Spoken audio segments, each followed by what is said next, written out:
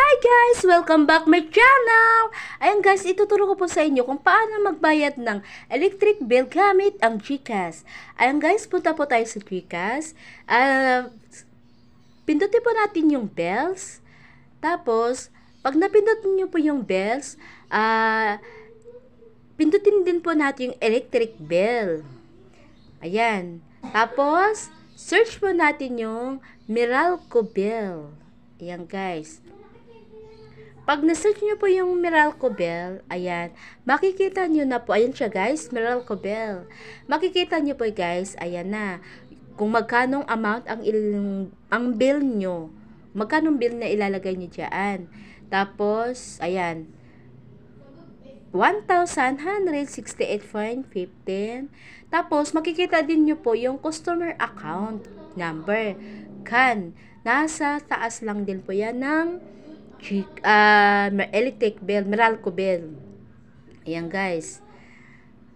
Ayan. Pag natapos nyo na po paglagay ng account number, enter email address po. Optional lang din po yan kung gusto nyo po lagyan. Kasi, para yung pagkatapos nyo po kasi magbayad, ayan, magsisend po kasi si GCash ng doon sa email na katibayan bayad na po kayo sa Meralco Bell. Ayan guys. Optional lang din naman po yan kung meron kayong email o wala. Ayan guys. Tapos next nyo po guys.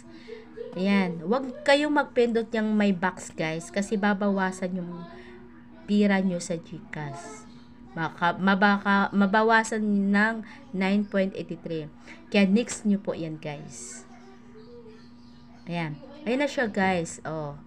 Wala siyang bayad. Kundi yung Meralco bill nyo lang po. Ayan siya. Tapos confirm. Makikita nyo po yan guys. Pag na-confirm nyo po, magsisend po agad si GCash na bayad na po kayo ng payment receipt. Bayad na po kayo sa electric bill. Ayan guys, screenshot niyo po guys, huwag niyo pong kalimutan.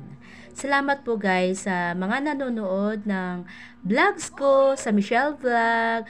Don't forget to like, subscribe, comment, and share. Thank you guys!